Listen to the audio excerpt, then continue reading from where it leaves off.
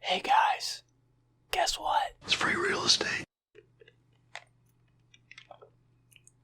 I'm still not sponsored.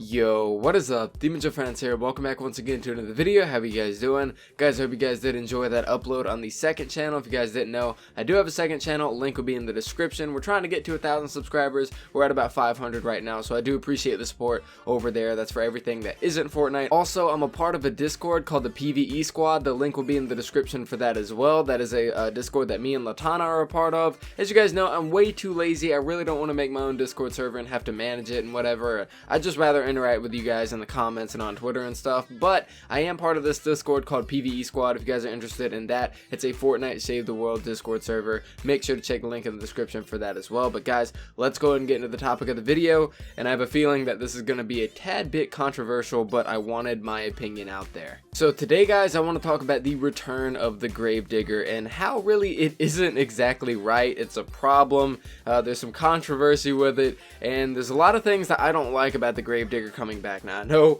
what a lot of you guys are going to be like. You're going to be like, Joey, you hyped up the release of the Gravedigger. It's all your fault. You made everybody so hype, and you profited off of people's hype. Just be quiet, okay? Just hush.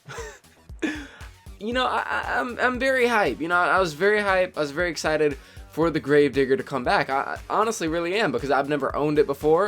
You know, I've only got it from subscribers that gave me some, that crafted me some, whatever. You know, it's very nice to have the Gravedigger, but the whole situation with the Gravedigger is a little controversial because of it didn't really get the Battle Royale treatment. Now, what exactly do I mean whenever I say that? Basically, what I mean is that whenever the Gravedigger existed, it's existed for a while, it's a lot more rare, and it's been known to be a lot more rare than, say, the Skull Trooper. Now, whenever I say that it's more rare, I mean the schematic, okay? A lot of people confuse guns and schematics.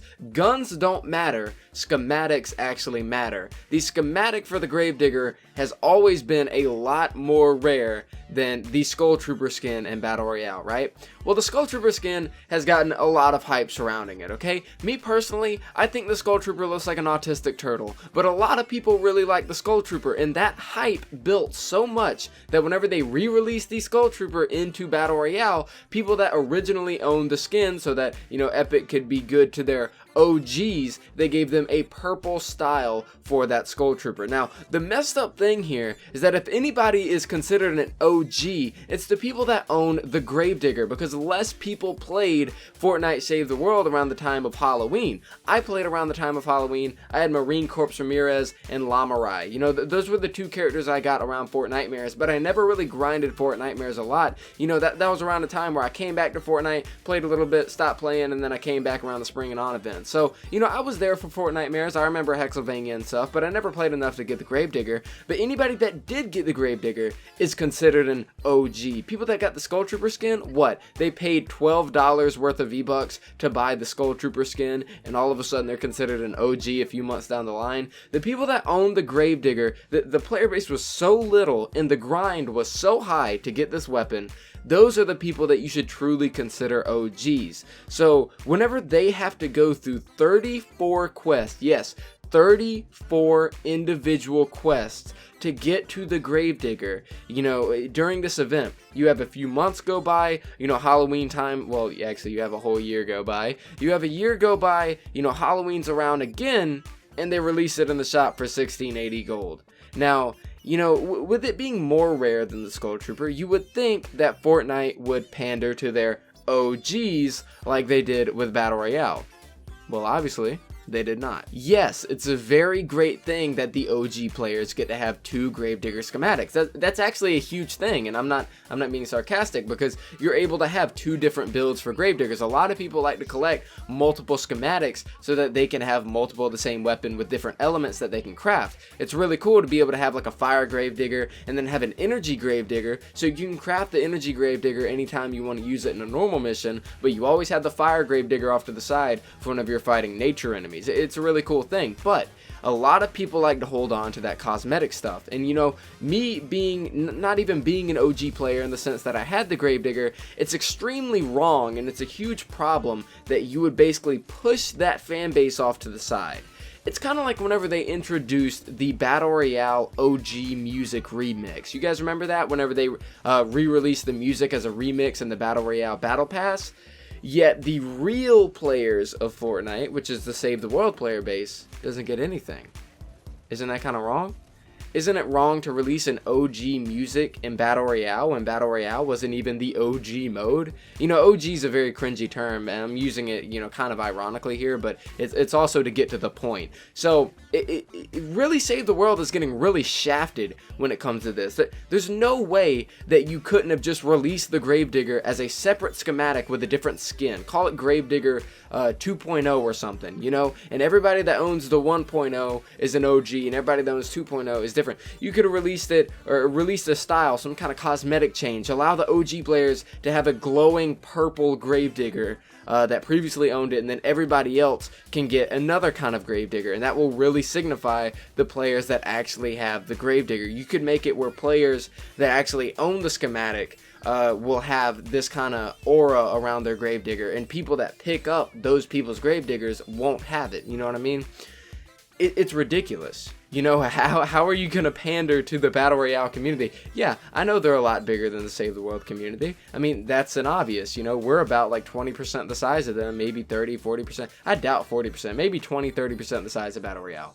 But we are still the actual original players of Fortnite Save the World. And even though I don't own the Gravedigger, I didn't own the Gravedigger schematic back then, I feel like it's really wrong for what they did to re-release it without giving OG players compensation. They had to go through 34 individual quests way back then to get this weapon. A year later, old Timmy can play a few missions for some gold and buy it out of the shop. It's pretty ridiculous. I think personally that they should compensate the OG players in time.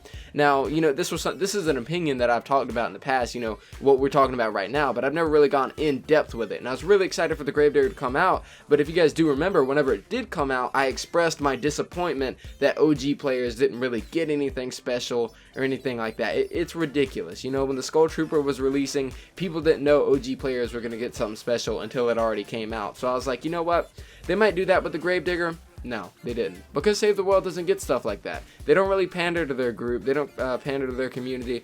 And they don't really show any love to actual players that have been there for a very long time. I think it's extremely wrong, but, you know, should you not buy a Gravedigger? I mean, I feel like you should go out and buy the Gravedigger schematic if you don't already have it. But I think it's wrong on Epic's part to completely shaft the OG community in Fortnite Save the World. I believe everybody should have the Gravedigger schematic. They really should. But the OG community, the people that owned it before everybody else, should get a little something, a little bit of compensation for completely wasting their time with what they thought would be an exclusive item. You know, I mean, you know, they never said it was going to be an exclusive item, but it was kind of like implied that you're only going to be able to get it then, and it's not even Fortnitemares yet. This is completely separate from Fortnitemares. It would make a lot more sense if the Gravedigger came out for next Fortnitemares, but it's not even Fortnitemares yet. It's a cram session. It doesn't make any sense, guys. But let me know what you guys think in the comments down below. I wish that we could get like such a community uproar to make them compensate players that were there since, you know, day one and whatever. I would really appreciate that if Epic were to do that. But, you know, I don't know if our voice is going to be loud enough for that, because Save the World has no cosmetics as of yet or anything special like that. So who knows whenever we'll get it. But guys, those are my opinions. That's my thoughts on the Gravedigger controversy. I know a lot of people, you know, will either agree with me or disagree with me. Honestly, I don't care. You know, I want you guys to sound off your opinions down in the comments down below. But be respectful. If you're disrespectful, then obviously I'm just going to blow your comment off and I'm not even going to worry about it. But those are my opinions, guys. I believe that OG players should be compensated for the 34 quests that they had to complete, or 36, whatever it was, that they had to complete during Fortnitemares, and then now people nowadays can get it, and now you can't even distinguish who was an OG and who wasn't without a picture of their schematics. But guys, let me know what you guys think down in the comments down below. Those are my opinions on the Gravedigger controversy. Let me know yours. Thank you so much for watching, and I'll see you guys next time.